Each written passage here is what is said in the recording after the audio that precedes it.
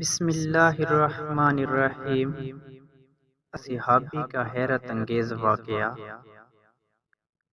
مدینہ کا بازار تھا۔ گرمی کی شدت اتنی زیادہ تھی کہ لوگ نڈھال ہو رہے تھے۔ ایک تاجر اپنے ساتھ ایک غلام کو لیے پریشان کھڑا تھا۔ غلام جو ابھی بچہ ہی تھا وہ بھی دھوپ میں کھڑا پسینہ پسینہ ہو رہا تھا۔ تاجر کا سارا مال اچھے داموں بک گیا تھا، بس یہ غلام ہی باقی تھا جسے خریدنے میں کوئی بھی دلچسپی نہیں دکھا رہا تھا۔ تاجر سوچ رہا تھا کہ اس غلام کو خرید کر شاید اس نے گھاٹے کا سودا کیا ہے۔ اس نے تو سوچا تھا کہ اچھا منافع ملے گا، لیکن یہاں تو اصل لاگت ملنا بھی دشوار ہو رہا تھا۔ اس نے سوچ لیا تھا کہ اگر یہ غلام پوری قیمت پر بھی بکا تو وہ اسے فوراً بیچ دے گا۔ مدینہ کی ایک لڑکی کی اس غلام پر نظر پڑی تو اس نے تاجر سے پوچھا کہ یہ غلام کتنے کا بیچو گے؟ تاجر نے کہا کہ میں نے اتنے میں لیا ہے اور اتنے کا ہی دے دوں گا۔ اس لڑکی نے بچے پر ترس کھاتے ہوئے اسے خرید لیا۔ تاجر نے بھی خدا کا شکر ادا کیا اور واپسی کی راہ لی۔ مکہ سے ابو حذیفہ مدینہ آئے تو انہیں بھی اس لڑکی کا قصہ معلوم ہوا۔ لڑکی کی رحم دلی سے متاثر ہو کر انہوں نے اس کے لیے نکاح کا پیغام بھیجا جو قبول کر لیا گیا۔ یوں واپسی پر وہ لڑکی جس کا نام ثبیتہ بنت یعار تھا ان کی بیوی بن کر ان کے ہمراہ تھی، اور وہ غلام بھی مالکن کے ساتھ مکہ پہنچ گیا۔ ابو حذیفہ مکہ آ کر اپنے پرانے دوست عثمان ابن عفان سے ملے تو انہیں کچھ بدلا ہوا پایا اور ان کے رویے میں سرد مہری محسوس کی۔ انہوں نے اپنے دوست سے استفسار کیا کہ عثمان یہ سرد مہری کیوں؟ تو عثمان بن عفان نے جواب دیا کہ میں نے اسلام قبول کر لیا ہے اور تم ابھی تک مسلمان نہیں ہوئے، تو اب ہماری دوستی کیسے چل سکتی ہے؟ ابو حذیفہ نے کہا تو پھر مجھے بھی محمد صلی اللہ علیہ وآلہ وسلم کے پاس لے چلو اور اس اسلام میں داخل کر دو جسے تم قبول کر چکے ہو۔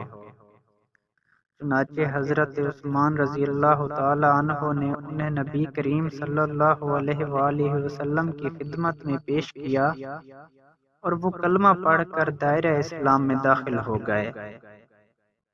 گھر آ کر انہوں نے اپنی بیوی اور غلام کو اپنے مسلمان ہونے کا بتایا تو ان دونوں نے بھی کلمہ پڑھ لیا۔ حضرت ابو حذیفہ رضی اللہ تعالی عنہ نے اس غلام سے کہا کہ چونکہ تم بھی مسلمان ہو گئے ہو اس لیے میں اب تمہیں غلام نہیں رکھ سکتا، لہٰذا میری طرف سے اب تم آزاد ہو۔ غلام نے کہا آقا میرا اب اس دنیا میں آپ دونوں کے سوا کوئی نہیں ہے، آپ نے مجھے آزاد کر دیا تو میں کہاں جاؤں گا؟ حضرت ابو حذیفہ رضی اللہ تعالی عنہ نے اس غلام کو اپنا بیٹا بنا لیا اور اپنے پاس ہی رکھ لیا۔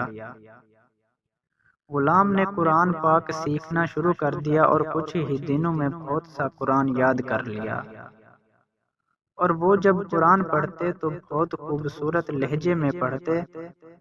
ہجرت کے وقت نبی کریم صلی اللہ علیہ وآلہ وسلم سے پہلے جن صحابہ نے مدینہ کی طرف ہجرت کی ان میں حضرت عمر رضی اللہ تعالی عنہ کے ساتھ حضرت ابو حذیفہ رضی اللہ تعالی عنہ اور ان کا یہ لے پالک بیٹا بھی تھا۔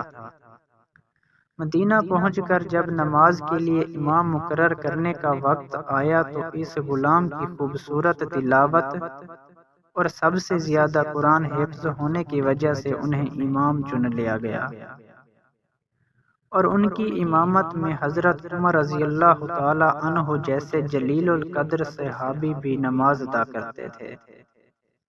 مدینہ کے یہودیوں نے جب انہیں امامت کرواتے دیکھا تو حیران ہو گئے کہ یہ وہی غلام ہے جسے کوئی خریدنے کے لیے تیار نہ تھا۔ آج دیکھو کتنی عزت ملی کہ مسلمانوں کا امام بنا ہوا ہے۔ اللہ پاک نے انہیں خوشگلو اس قدر بنایا تھا کہ جب آیات قرآنی تلاوت فرماتے تو لوگوں پر ایک محویت طاری ہو جاتی اور راہ گیر ٹھٹک کر سننے لگتے۔ ایک دفعہ ام المومنین حضرت عائشہ رضی اللہ تعالی عنہا کو رسول اللہ صلی اللہ علیہ وآلہ وسلم کے پاس حاضر ہونے میں دیر ہوئی۔ آپ نے توقف کی وجہ پوچھی تو بولیں کہ ایک قاری تلاوت کر رہا تھا، اس کے سننے میں دیر ہو گئی۔ خوش الحانی کی اس قدر تعریف کی کہ آپ صلی اللہ علیہ وآلہ وسلم خود چادر سنبھالے ہوئے باہر تشریف لے آئے۔ دیکھا تو وہ بیٹھے تلاوت کر رہے ہیں۔ آپ نے خوش ہو کر فرمایا، اللہ پاک کا شکر ہے کہ اس نے تمہارے جیسے شخص کو میری امت میں بنایا۔ ان کا نام حضرت سالم رضی اللہ تعالی عنہ تھا، جو سالم ابو حذیفہ رضی اللہ تعالی عنہ کے نام سے مشہور تھے۔ انہوں نے جنگ موطا میں جام شہادت نوش کیا۔